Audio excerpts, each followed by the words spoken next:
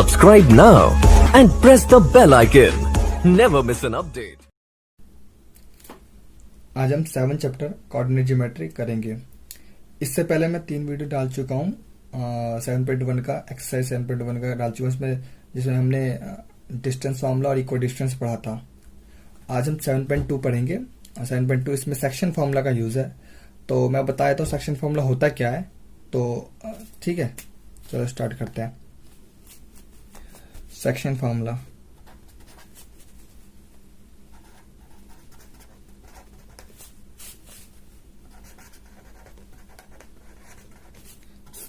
Section formula एक तो इसको मैं सिंपल सा बताता हूँ होता क्या है, फिर उसको डेरिवेशन करके बताऊंगा। ठीक है, तो मान लो एक लाइन है, ए है, बी पॉइंट है और पी पे कहीं डिवाइड कर रहा है कोई। ठीक है, जरूरी नहीं कि बिल्कुल मिड में कर रहा हो या किसी भी रेशियो में कर रहा हो।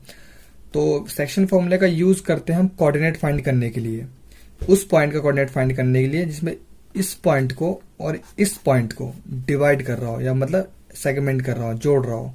मान लो ये x1 है, ये y1 है और ये x2 है, ये y2 है और किस पे डिवाइड कर रहा हो? p पे, x और y पे। मतलब इसके कोऑर्डिनेट फाइंड करने p के। इसे मैं ऐसे ही बता रहा हूँ, अभी डेरिवेशन करके बताऊंगा। तो p के कोऑर्डिनेट फाइंड करने के लिए हमें एक ये कोऑर्डिनेट, एक a पॉइंट दे रखा है, एक b पॉइंट दे रखा है और रेशियो दे रखा होगा m रेशियो m2। इस रेशियो में डिवाइड कर रखा है। ठीक है, तो आपको ये फाइंड करना है p के x एंड y। तो सिंपल सा खाली आप कह सकते हैं p x और y यहां लिखेंगे equal to m1 x2 plus m2 x1 upon में m1 प्लस m2।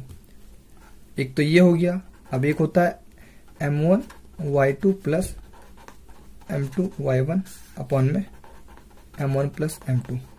ठीक है, ये होता है x के लिए, ये होता है y के लिए। ठीक, मतलब मैं कैपिटल में शो करके दिखा रहा हूँ x और ये कैपिटल में। तो ये तो सिंपल से याद कर सकते हैं, आपको यही काम आएगा, यही आपको याद करना है और कुछ नहीं करना। मगर कुछ बच्चों के लिए जिसको ये समझना है कि फॉर्मूला बना कैसा है, तो उनके लिए मैं डेरिवेशन करके दिखाता हूँ। और जिसको नहीं जानना तो स्किप करके वो आगे बढ़ सकता है। ठीक है, चलो मैं बताता हूँ कैसे है। मान लो ये ग्राफ है कोई, या कोई लाइन जा रही है, ये इसके कोई कोऑर्डिनेट होंगे x1 y1, ये होंगे x2 y2। ठीक है, इस लाइन को मैं a कोऑर्डिनेट मान लेता हूँ, इसे b मान लेता हूँ और ये p पे कहीं डिवाइड हो रखा हो, b पे, और p पे डिवाइड कर हो रखा हो, बोलेगा find the coordinate of p। मतलब p के कोऑर्डिनेट फाइंड करने हैं किसके द्वारा? a और b। मतलब b और a हमें दे रखा है और कुछ रेशियो भी दे रखा हो, किसी रेशियो में डिवाइड कर रखा है। तो मान लो m1 और m2 में ये डिवाइड कर रखा है। तो हमें p के कोऑर्डिनेट फाइंड करना है। मैं p के कोऑर्डिनेट को कैपिटल x और कैपिटल y से डिनोट करूंगा। ठीक है, तो अगर किसी ने थोड़ा बहुत पहला एक्सरसाइज देखा होगा ना मेरा, पहला इसका 7.1 का, तो उसमें मैंने डिस्टेंस फॉर्मूले को एक्सप्लेन कर रखा था। जस्ट ऐसे एक्सप्लेन करा था, तो आप वो देख लेंगे, थोड़ा अच्छे से समझ में आ जाएगा। ठीक है, तो मान लो यहां से लेकर यहां तक के डिस्टेंस को x1, ये x1 है क्योंकि ये x कोऑर्डिनेट है, उसका x1 मान लो। और यहां से लेकर यहां तक के डिस्टेंस को, मतलब यहां से पूरे डिस्टेंस को x2 मान लो। ठीक है, यहां से लेकर यहां तक को x1 और यहां से पूरे को x2, यहां तक के डिस्टेंस को। समझ में आया?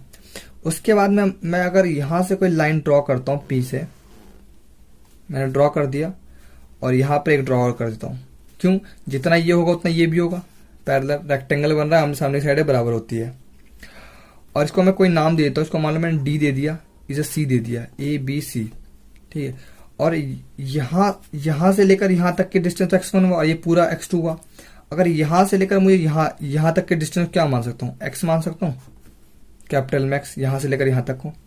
और मुझे सिर्फ इतना डिस्टेंस चाहिए, तो क्या करूंगा? इस पूरे में से इतने को घटा दूंगा, मतलब इस पूरे में से इतने को घटा दूंगा, इतने को माइनस कर दूंगा, तो इतना डिस्टेंस निकल जाएगा। ठीक है, तो मैं क्या कर लूंगा? x माइनस x1, ये लिख सकता हूं इसको।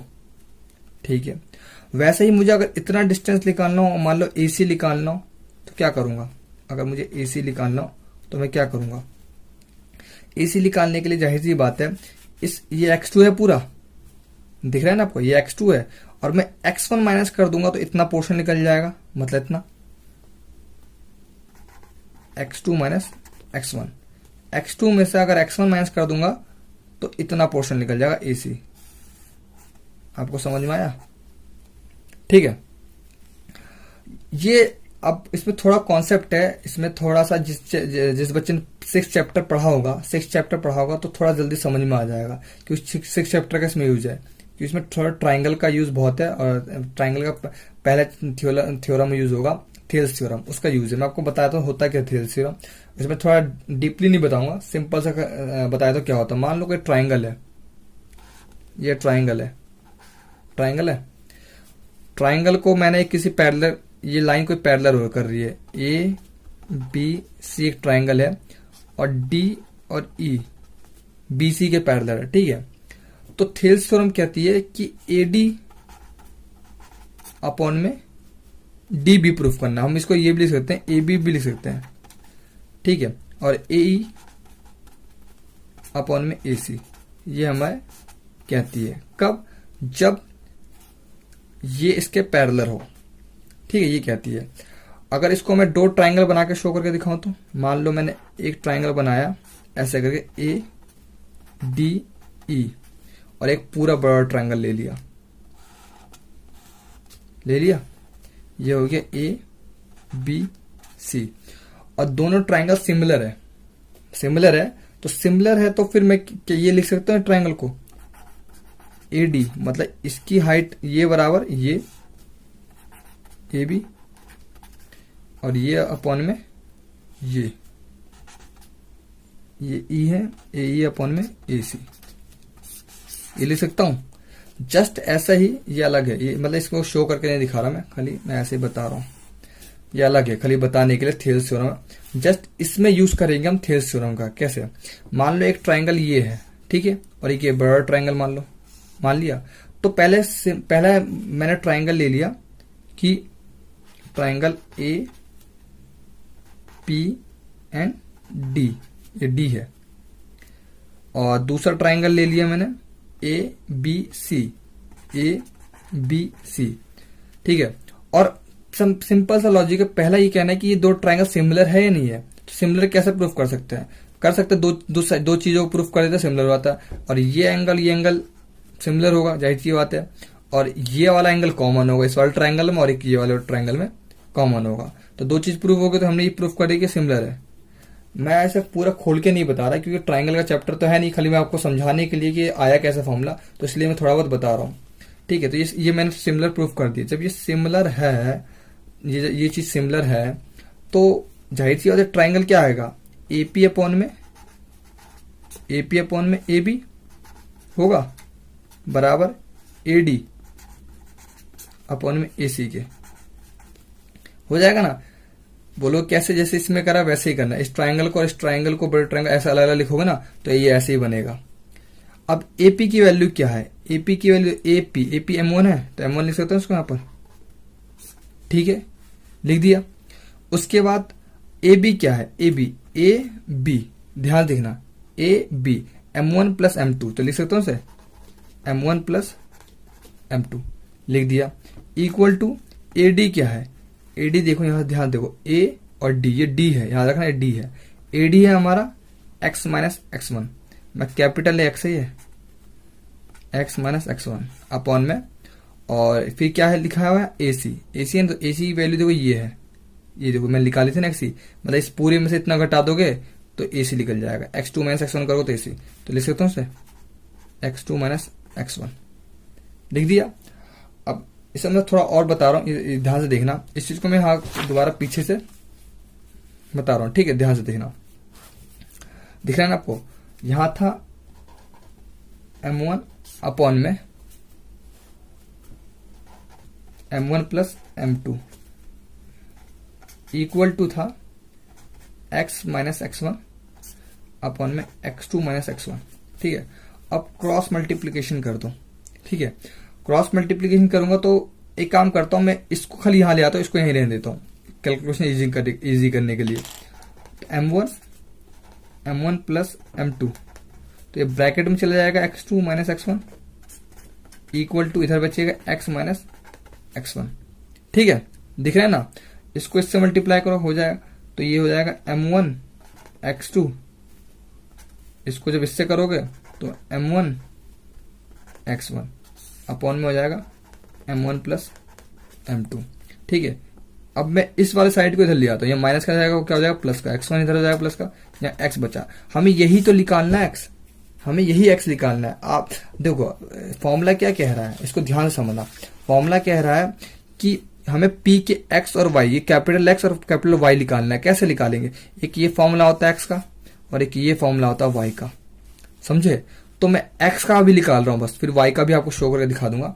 ठीक है, अब मैं क्या करूंगा, इसका एलसीएम लूंगा, एलसीएम लूंगा ना, तो m1 प्लस m2, ये तो एज इट इज उतर जाएगा, m1 x2 m1 x1। और जब इसको एक के टेबल में ये इसको इससे इतने मल्टीप्लाई करोगे ना, तो ये x1 को दोनों से मल्टीप्लाई कर दो, तो m1 x1 प्लस ये हो जाएगा m2 x1। ठीक है, समझ में आ रहा नहीं कैसा आ रहा है। अब तो ये चीज कुछ कटेगा, कट कर दो, ये चीज और ये चीज कट जाएगा, कट गया, बचा ये m1 x2 plus m2 x1 upon में m1 प्लस m2, ये x। देखो यही चीज तो निकालनी थी हमें, x की वैल्यू जस्ट पूरा सेम निकला, m1 x2 plus m2 x1 upon में m1 प्लस m2। जस्ट ऐसा ही y का भी निकालना है। ठीक है, ये डेरिवेशन है, सही जाहिर सी बात है, किसी कुछ काम आने नहीं वाला, खाली समझने के लिए है कि कैसा है। और कुछ बच्चों को इसलिए समझ में नहीं आएगा जिसने 6th चैप्टर के थेल्स थ्योरम नहीं पढ़ी होगी, तो शायद समझ में इसलिए नहीं आएगा। ठीक है, वैसे नहीं तो आपके लिए मेन कुछ मत समझो, बस ये फॉर्मूला याद करो, ये फॉर्मूला ही मैटर करता है, कुछ मैटर नहीं करता। ठीक है, चलो एक्सरसाइज करते हैं। ये 7.2 का एक्सरसाइज है। ठीक है, इसको ध्यान से देखिए, इसमें कह रहा है find the coordinate, coordinate find करना है of the point which divide the join of ये एंड ये इज द रेशियो इज 2:3। ये बोल रखा है कि उस बिंदु के पॉइंट फाइंड कीजिए जो इसको और इसको जोड़ रहा है, किस रेशियो में, 2:3 में। ठीक है, हिंदी में भी लिख रखा है मैंने कि उस बिंदु के निर्देशांक ज्ञात कीजिए जो इसको मिला रहा है। ठीक है, और किस रेशियो में, इस रेशियो 2:3 में। समझ में आ रहा है ना। चलो आप करते हैं।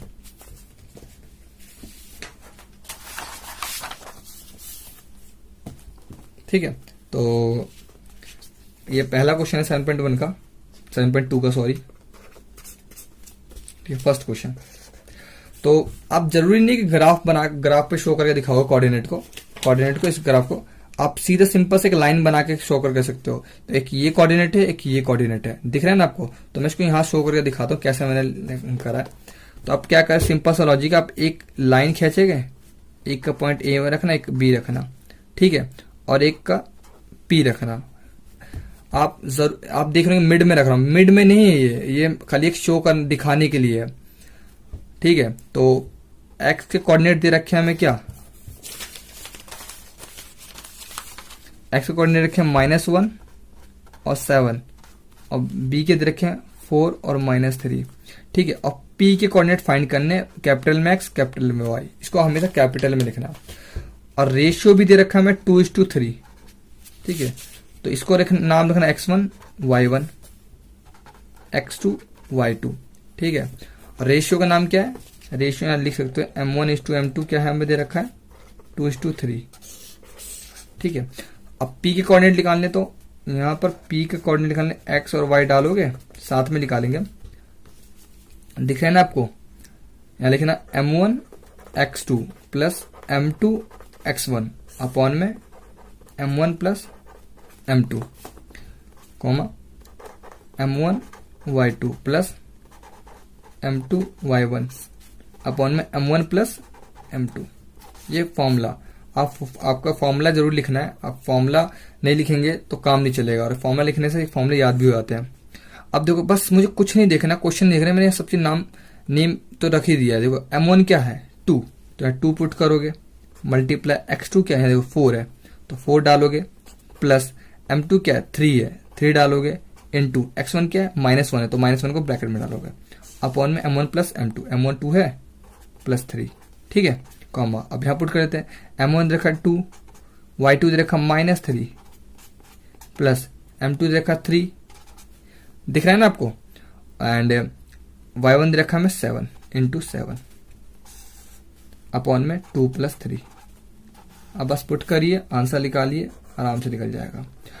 और दोस्त 4 2 से 8, ये 8 हो जाएगा। 3 को -1 से करें तो -3 2 3 5 आ जाएगा, कॉमा। अब इसको से मल्टीप्लाई करेंगे -6 7 21 अपॉन में ये हो जाएगा 5, ठीक है, ब्रैकेट। 8 में से 3 के 5 अपॉन में 5, 21 में 6 के 15 अपॉन में 5, ठीक है। अब इसे काटोगे तो 1, इसको काटोगे 3 बार में, तो यहाँ पर आएगा 1:3। 5 के टेबल में 15 3 बार में आता है, ठीक है। तो P के कोऑर्डिनेट क्या लिख लें, 1 और 3, ये x है और ये y है। अब बस आप ऐसे ही निकालना है, बहुत सिंपल है, कुछ भी नहीं है, फॉर्मूला बहुत इजी है, ठीक है। मैं आपको थोड़ा टफ लग रहा होगा, मैं टफ है नहीं बिल्कुल भी। सेकंड क्वेश्चन करते हैं। सेकंड क्वेश्चन में क्या कह रहा है, सेकंड क्वेश्चन पहले पढ़ते हैं, सेकंड क्वेश्चन क्या कह रहा है। सेकंड क्वेश्चन कह रहा है find the coordinate, coordinate find करने of the point of trisection, trisection of the line segment joining ये एंड ये, मतलब इन दो पॉइंटों को ट्राइसेक्शन त्रिभाजित कर रहा है। ट्राइसेक्शन का मतलब होता है 3 भागों में डिवाइड करना, 3 भागों में अलग करना। हिंदी में क्या बोल रखा है, पॉइंट बिंदु ये और ये को रेखाखंड जोड़ने वाले रेखाखंड को सम त्रिभाजित कर रहा है ना, और निर्देशांक ज्ञात कीजिए। इसका मैं अब समझा देता हूं कैसे ये कह रहा है। सम त्रिभाजित का मतलब एक लाइन को 3 भागों में बांट देना। सेकंड क्वेश्चन है ये, ठीक है। ये लाइन है, ठीक है, ये ए है, ये बी है, ठीक है, ठीक है। अब इस लाइन को 3 इक्वल भागों में डिवाइड करा है। सम त्रिभाजित मतलब तीनों को इक्वल, ट्राइसेक्शन में तीनों को इक्वल डिवाइड करा है, जितना ये होगा उतना ये होगा उतना ये होगा, ठीक है। तो जिसमें डिवाइड करा, मान लो ये P पॉइंट है, ये Q पॉइंट है, इनके कोऑर्डिनेट फाइंड करने, इसके x एंड y कैपिटल वाले हमेशा दिखना, x एंड y, ठीक है। और ये 2 पॉइंट हमें दे रखे हैं, इन दोनों पॉइंट को ये 2 पॉइंट त्रिभाजित कर रहे हैं, मतलब ट्राइसेक्शन कर रहे हैं। तो A क्या दे रखा है, A दे रखा है 4, -1 एंड B दे रखा है -2 एंड -3, ठीक है। अब कैसे निकाले, बिल्कुल सेम इसी की तरह निकालना है, कुछ भी नहीं, सिंपल यही फॉर्मूला यूज करना है। मगर ऊपर वाले क्वेश्चन में हमें रेशियो दे रखा था, इसमें रेशियो नहीं गिवन है, तो कैसे करेंगे, रेशियो कैसे निकालेंगे। तो रेशियो अब यहां साफ साफ बोल रखा है, ट्राइसेक्शन कर रखा है, तो सारे इक्वल भाग डिवाइड कर रखा है। तो पहले हम P निकालें, तो P का रेशियो पता होना चाहिए हमें। P का रेशियो क्या होगा,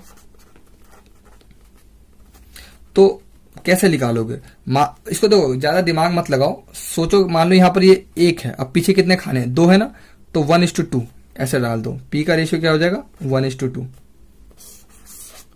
ठीक है। फिर Q का निकालना है, Q का रेशियो निकाल रहा है, देखो Q के आगे कितने 2, अब पीछे कितना 1, तो इसका हो जाएगा 2:1। ये हो जाएगा M1, ये होगा M2, ये होगा M1, ये M2। जब P का कोऑर्डिनेट निकालेंगे तो ये यूज करेंगे, क्या यूज करेंगे, ये वाला, ठीक है। और यहाँ पर मैं यहाँ नाम डालते, ये तो x1 ही होगा, ये y1 ही होगा, ये x2 ही होगा, ये y2 होगा। पहले P के कोऑर्डिनेट निकालते हैं, तो मैं सेकंड यूज कर रहा हूँ जिससे आपको समझाने में इजी लगेगा, ध्यान से देखिए। तो अभी पहले मैं फॉर्मूला लिख देता हूँ, पहले मैं P के कोऑर्डिनेट निकालता हूँ। तो P के कोऑर्डिनेट निकाल रहा हूँ, x एंड y, ठीक है, बराबर, पहला फॉर्मूला लिखते हैं। फॉर्मूला लिखे, ये होगा m1 x2 plus m2 x1 upon में m1 प्लस m2, ये P, ठीक है। ये xy x का हो गया, अब y का लिखते हैं, m1 y2 plus m2 y1 upon में m1 प्लस m2, ठीक है। अब आप यहां पर इसे रखें ना, सब चीज दे रखा, x1 y1 x2 y2, M1 M2 दे रखा है, ये P का निकाल है तो ये वाला रेशियो लगाएंगे। ठीक है, हमें नीचे नहीं देखना अभी, सिर्फ यहाँ देखो। अब मैं यहाँ पुट कर रहा हूँ, ध्यान से देखना, मैं पुट कर रहा हूँ। तो P XY, पहले M क्या है, M1 क्या है, M1 देखो यहाँ 1 है, यहाँ पर 1 है, तो यहाँ 1 डालूंगा। X2 यहाँ से उठा के देखोगे तो -2 है, तो -2 डालूंगा। ठीक है, -2 है ना, ठीक है। प्लस M2 दे रखा है 2 इंटू X1 दे रखा है हमारा 4, X1 दे रखा है ये देखो 4 है, अपॉन में 1 + 2। वैसे इधर भी 1, Y2 दे रखा है हमारा -3 प्लस M2 दे रखा है हमारा 2, Y1 दे रखा है -1 अपॉन में, अब इसको ब्रैकेट में डाल सकते हैं 1 + 2। कैलकुलेशन है बस, इसको इससे मल्टीप्लाई करोगे तो -2 आएगा, इसको इससे मल्टीप्लाई करो प्लस का 8 आएगा। ठीक है, उसके बाद 3, इसको इससे मल्टीप्लाई करके -3, इसको इससे मल्टीप्लाई -2 अपॉन में 3। 8 में से 2 गए तो प्लस का 6 अपॉन में 3, -3 -2 -5 अपॉन में 3।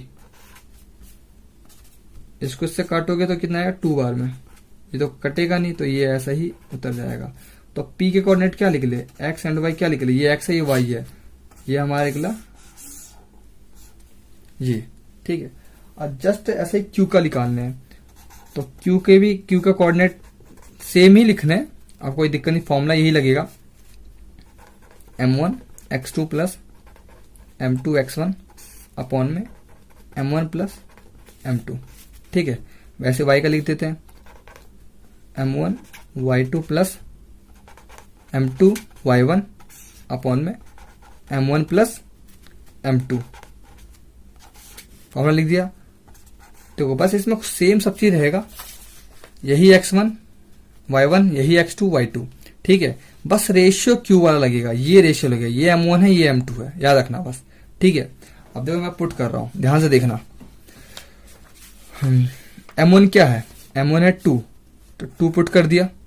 ठीक है, X2 क्या है, यहां से देखो X2 क्या है, X2 है ये रहा -2 इंटू -2। ठीक है, प्लस M2 क्या है 1 इंटू X1 क्या है, X1 देखो यहां से देखो 4 अपॉन में M1 प्लस M2 क्या है 2 + 1, फिर M1 क्या होगा 2, Y2 क्या होगा यहां से देखो -3 प्लस M2 क्या होगा, M2 होगा 1 इंटू Y1 कितना होगा -1 अपॉन में 2 + 1। इसको मल्टीप्लाई करोगे -4, इसको से मल्टीप्लाई करोगे प्लस का 4 अपॉन में 3, इसको से मल्टीप्लाई करोगे -6, इसको से मल्टीप्लाई करोगे -1 अपॉन में 3। 4 में से 4 गए 0, और 0 अपॉन में 0 0 ही होता है, -6 -1 -7 अपॉन में 3। ये Q के निकल गए पॉइंट हमारे X एंड Y, ये X होता है ये Y होता है, याद रखना। समझ में आया, चलो ठीक है, अच्छा तुम्हें समझ में आ गया बिल्कुल। ये कोऑर्डिनेट था, ये कोऑर्डिनेट निकालने वाला था। अब थर्ड क्वेश्चन करते हैं, ये क्वेश्चन है पूरा। ठीक है,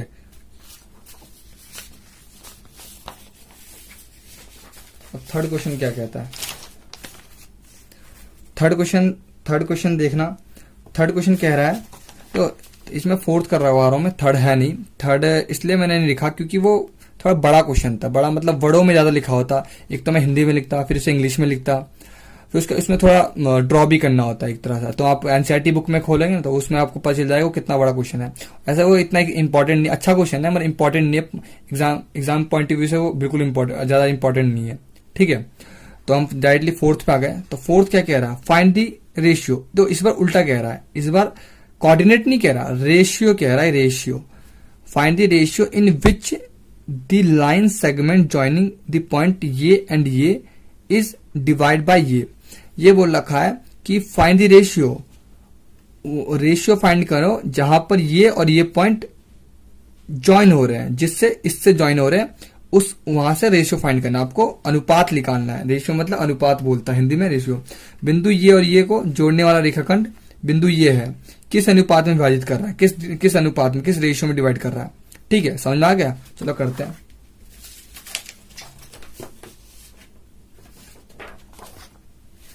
फोर्थ क्वेश्चन है, ठीक है। यहाँ लिख देता हूं मैं, फोर्थ क्वेश्चन है।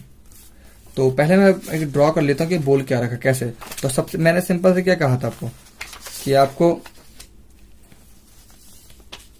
कि एक लाइन ड्रॉ करनी है, ए पॉइंट लिखना है, बी पॉइंट लिखना है। अब पी पे डिवाइड कर रहा है, तो अब कौन कौन सा पॉइंट किस पे मिल रहे हैं, देखो ये पॉइंट और ये पॉइंट कौन डिवाइड कर रहा है, ये पॉइंट, मतलब ये बिंदु और ये बिंदु कौन कर रहा है, ये कर रहा है। तो ये ए के और बी के हो जाएंगे। ए दे रखे -3 और 10, बी दे रखा हमें 6 और -8, ठीक है। और पी क्या दे रखा हमें -1 और 6, -1 एंड 6, ठीक है। अब रेशियो निकालना है, तो मैं आपको सिंपल सा एक चीज बताता हूँ। रेशियो इससे निकलता है, ये कोऑर्डिनेट पी जो डिवाइड करता है ना, उनमें इससे निकलता है, हमें से और किसी से नहीं निकलता, ठीक है। तो ये वाला पॉइंट x होता है, ये y होता है, capital X capital Y capital X होता है, ठीक है।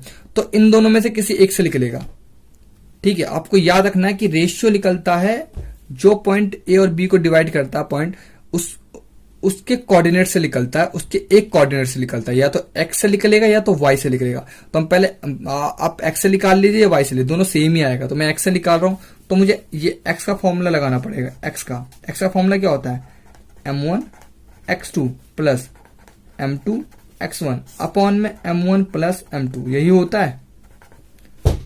है ना, ठीक है। अब x क्या दे रखा, -1, ध्यान देखना। अब तो इसके पे नाम लिख देता हूं, ये x1 हो गया, ये y1 हो गया, ये x2 हो गया, ये y2 हो गया। तो इसे मैं हमेशा कैपिटल में से लिखता हूं, इससे आपको कंफ्यूजन ना हो, ठीक है। और ये कैपिटल में नहीं लिखता, स्मॉल में लिखता हूं, ठीक है, जिससे आपको समझ में आया। और ये कैपिटल वाला x कौन है, -1 दिख रहा है ना आपको, -1, तो यहाँ -1 डाल देंगे, लिख दिया।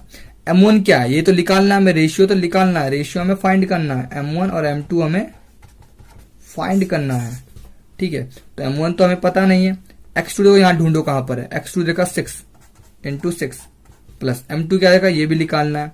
x1 क्या देखा, -3 है, ठीक है, -3 है। m1 क्या है फिर इसके बाद, कुछ नहीं, ये तो हमें निकालना है, और m2 भी हमें निकालना है। इसके बाद हम क्या करेंगे, क्रॉस मल्टीप्लीकेशन। क्या करें, क्रॉस, -1 को इन दोनों से मल्टीप्लाई करें और 1 को इनसे करेंगे।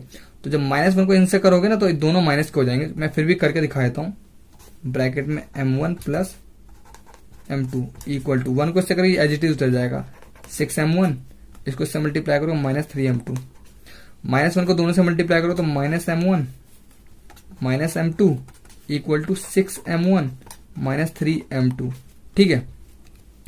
ये m1 वाला, ये m1 वाला, तो m1 वाला एक साइड ले लेते हैं, m2 वाला एक साइड ले लेते हैं, ठीक है। तो -m1 ऐसे रहेगा, 6m1 इधर जाएगा तो -6m1 हो जाएगा, ठीक है। -3m2 ऐसे रहेगा, -m2 इधर चला जाएगा तो प्लस का m2 हो जाएगा, ठीक है। देखो -6m1 सॉरी -6m1 और -m1, तो दोनों माइनस में प्लस हो जाएंगे, तो ये हो जाएगा -7m1, ठीक है, इक्वल टू -3 में से एक जाएगा, ये 3 है और ये 1 है, -3m2 है, ये m2 है सिर्फ, तो कितना आएगा -2m2, ठीक है। माइनस से माइनस कट गया। अब मैं m2 को देखो, इन दोनों में क्या है, मल्टीप्लीकेशन हो रहा है, और इन दोनों में मल्टीप्लीकेशन हो रहा है, तो मैं अगर m2 को m1 के नीचे भेजू, m1 अपॉन में m2 हो गया, और 7 को इसके नीचे भेजू, क्योंकि ये मल्टीप्लाई डायरेक्ट डिवाइड में होगा, तो ये बट्टे का मतलब क्या होता है, ratio m1 upon m1 ratio m2 2:3, तो रेशियो हमारा क्या निकला 2:, समझ में आया। तो ये बहुत इजी है, आज के लिए इतना ही क्वेश्चन करते हैं, और आगे नेक्स्ट वीडियो में आपको सारे क्वेश्चन करवा दूंगा।